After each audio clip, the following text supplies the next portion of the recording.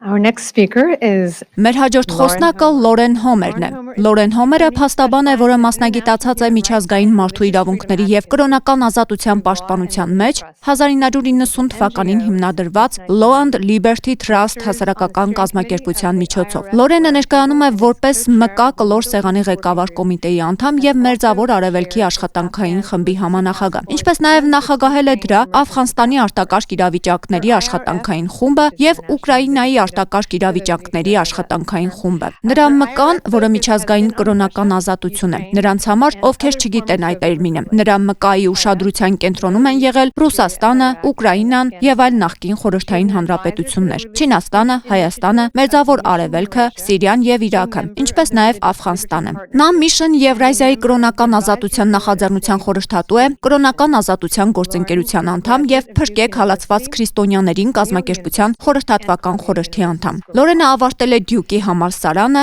Յեյլի համալսարանը եւ Կոլումբիայի համալսարանի իրավաբանական դպրոցը։ Լորենը կանդրադառնա հայ առաքելական եկեղեցու դեմ Հայաստանի գործողություններին եւ այն հարցին, թե ինչպես են նրանք խախտում իր սեփական սահմանադրությունն ու օրենքները։ Շատ շնորհակալ եմ եւ ես մեծ պատիվ եմ համարում այստեղ ելույթ ունենալու հնարավորության համար։ Միջազգային կրոնական ազատության կլոր սեղանի հետ մեր աշխատանքում մենք նամակ ենք կազմել, փորձելով կանխել Ադրբեջանի կողմից Լեռնային Ղարաբաղ ներխուժումը 2023 թվականին։ Իմ կապը Հայաստանի հետ սկսվում է 1990 թվականից, երբ սկսեցի աշխատել Վահան Էմին անունով մի հայ փաստաբանի հետ, որը հայտնի հայ բանաստեղծի որդին էր, ով իմ լավագույն ընկերն ու գործընկերն էր Ռուսաստանում կրոնական կազմակերպությունները գրանցելու գործում, ինչը նախկինում երբեք չէր արվել։ Այսպիսով իմ մասնագիտությունը, ինչպես ասվեց, իրավունքն է, եւ ես խոսելու եմ իրավունքի մասին։ Եվ այստեղ իմ նպատակն է աջակցել օրենքի գերակայությանը Հայաստանի եւ ամբողջ աշխարհում հայ առաքելական եկեղեցու միջև հարաբերություններում։ Վարչապետ Փաշինյանը բարոյականության հիմքերի պատրվակով պահանջում է կաթողիկոսի հրաժարականը եւ հայտարարում է իր իրավունքի մասին՝ ստեղծել հանձնաժողով, որը կորոշի, թե ով պետք է լինի հաջորդ կաթողիկոսը։ Նա հրամայել է ձերբակալել հոգևորականներին իր քաղաքական հակառակորդներին միանալու եւ նրա հրաժարականը պահանջելու համար։ Եվ նա վերցրել է հայ առաքելական եկեղեցու օրենքը, որը ամրագրված է օրենքով, հանրակրթական դպրոցներում կրոնական ուսումնական ծրագիր դասավանդելու բացառիկ իրավունքը։ Հայ առաքելական եկեղեցին, ըստ Հայաստանի օրենսդրության, ունի ինքնակառավարման, ինքնավարության եւ չմիջամտելու իրավունք։ Այն պատկանում է աշխարհին եւ նրա անդամներին, ոչ թե նույնիսկ Հայաստանին կամ Հայաստանի վարչապետին։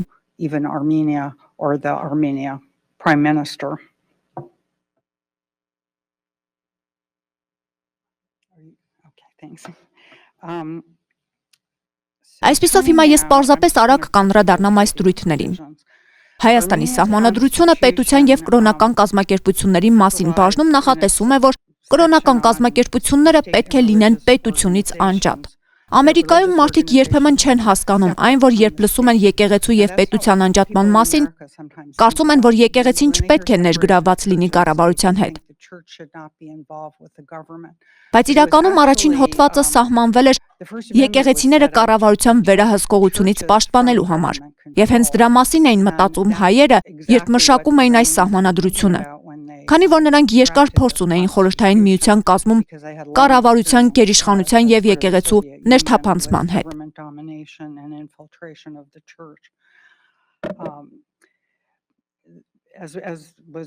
Ինչպես արդեն նշվեց, Հայաստանի Հանրապետությունը ճանաչում է հայ առաքելական Սուրբ եկեղեցու բացառիկ առաքելությունը որպես ազգային եկեղեցի։ Եվ ապա սահմանադրության մեջ խորանալով հղում է արվում մի օրենքի, որը կարող է ընդունվել եւ կա նման օրենք, որը կարգավորում է հայ առաքելական եկեղեցու գործունեությունը։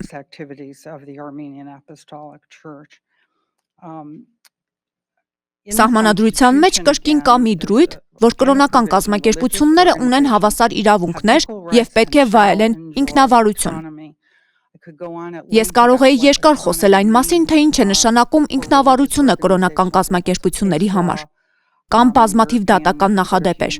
Մարդու իրավունքների Եվրոպական դատարանը խոսել է այս մասին։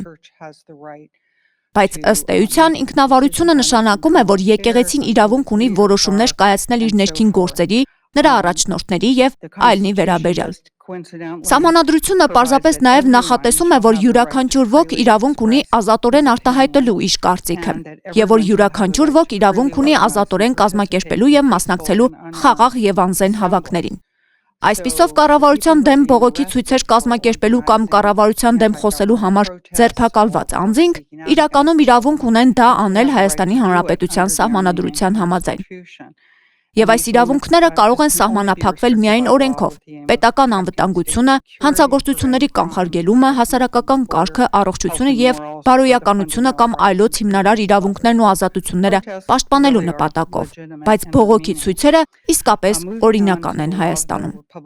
Անցնելով խղճի ազատության եւ կրոնական կազմակերպությունների մասին Հայաստանի Հանրապետության օրենքին, սկսվում է նախաբանով. Կրկին ես նկատի ունեմ հայ առաքելական եկեղեցուն որպես հայ ժողովրդի ազգային եկեղեցի եւ որպես նրա հոգեվոր կյանքի կառուցման եւ ազգային պահպանման կարևոր բաստիոն։ 6-րդ բաժնում, եւ սա ինձ համար ամենակարևոր բաժիններից մեկն է, ասվում է, որ Հայաստանում գործում են հետեւյալ կրոնական կազմակերպությունները.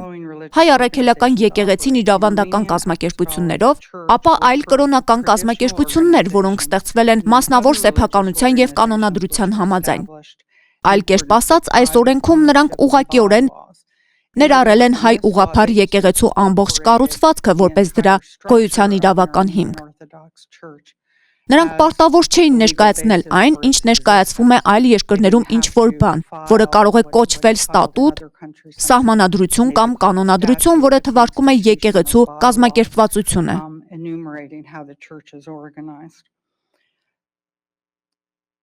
Այնուհետև նույն օրենքում կա հատուկ դրույթ, կրկին 17-րդ բաժինը, որտեղ եկեղեցին եւ պետությունը առանձին են, որ այս բաժանման հիման վրա պետությունը չպետք է միջամտի եկեղեցու եւ կրոնական կազմակերպությունների գործունեությանը եւ ներքին գործերին։ Երբ նրանք խոսում են եկեղեցու մասին, նրանք խոսում են հայ առաքելական եկեղեցու մասին։ Եվ որ պետությունը չպետք է խոչընդոտի նրա ջանքերին, ի թիվս այն բաների, որոնք հստակորեն վերապահված են եկեղեցուն, իրականացնել կրթություն պետական կրթական հաստատություններում, ինչը վարչապետ Փաշինյանը չեղյալ է հայտարարել։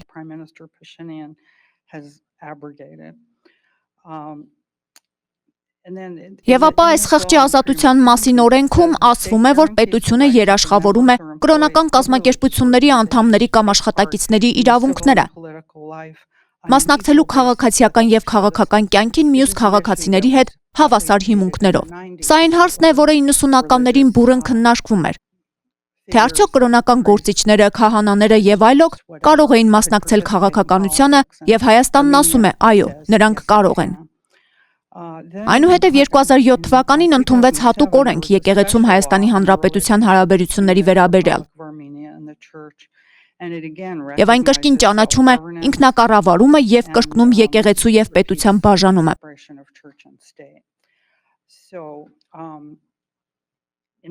Այսպիսով իմ կարծիքով այն գաղափարը, որ վարչապետը կարող է կաթողիկոսին ասել, որ նա պետք է հրաժարական տա, կաթողիկոսը նման է կաթոլիկ եկեղեցու պապին։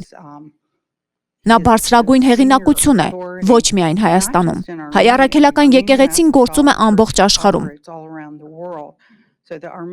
Այսպիսով հայ բնակչությունը 3 միլիոն է, եւ մոտ 97-98% իրեն համարում է հայ ուղղափառ։ Բայց այն ունի 9 միլիոն անդամ ամբողջ աշխարհում։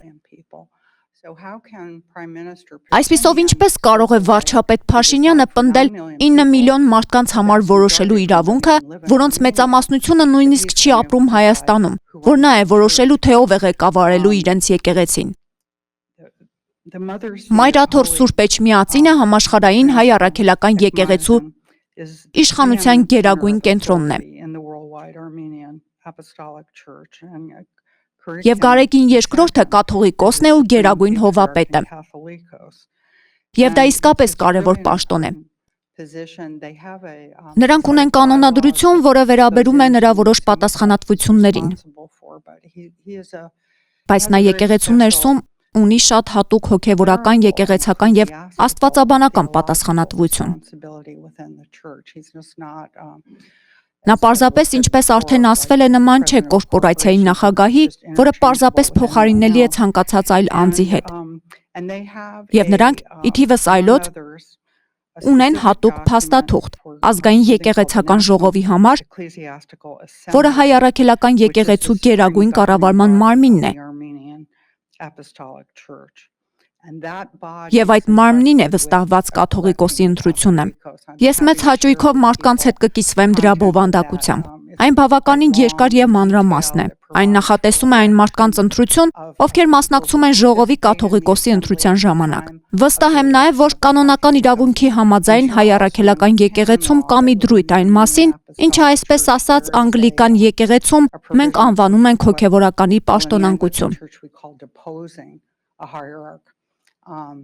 Կարծում եմ կաթողիկոսի դեպքում դա կարելի է անվանել նրան գահընկեց անել, քանի որ ուղղափառ եկեղեցիներում խոսում են հովապետի գահակալության մասին։ Եվ այսպես կա մի ամբողջություն, կա դրա համար ընթացակարգ, կա եկեղեցական դատավարությունների դրույթ։ Այսպիսով, եթե կաթողիկոսը ինչ-որ սխալ բան է արել, նա կարող է պատասխանատվության ենթարկվել այդ կերպ, բայց եկեղեցու ինքնավարությունը պետք է ապահովի, որ սա տեղի ունենա հայ առաքելական եկեղեցու կառույցի ներքո։ Դա կառավարության գործառույթ չէ։ Եվ իհարկե վարչապետը որևէ դեր չունի այս հարցում։ Նա իրավունք չունի ստեղծել հանձնաժողով, որը կընտրի կաթողիկոս։ Դա պետք է արվի վերը նշվածի համապատասխան։ Եվ կրկին, խոսքը միայն Հայաստանի մասին չէ։ Երուսաղեմում էլ կա հայ հովվապետ։ Մեկը կա Կոստանդնուպոլսում։ Մեկը կա Լիբանանում։ Հայ առաքելական եկեղեցի կա Միացյալ Նահանգներում, Եվրոպայում, տարբեր երկրներում, Կենտրոնական եւ Հարավային Ամերիկայում։ Դա շատ մեծ կազմակերպություն է եւ այս բոլոր մարդիկ իրավունք ունեն մասնակցելու կաթողիկոսի ընտրությանը։ Նույն կերպ ինչպես տեսնում ենք Հռոմում։ Տեսնում ենք, թե ինչպես են կարդինալները հավաքվում Սիքստինյան կապելայում եւ մնում այնտեղ մինչեւ ընտրեն Հռոմի պապ եւ սպիտակ ծուխը դուրս գա։ Այսպիսով սա եկեղեցական, աստվածաբանական եւ սուրբ հիմք է, եթե կարելի է այդպես ասել։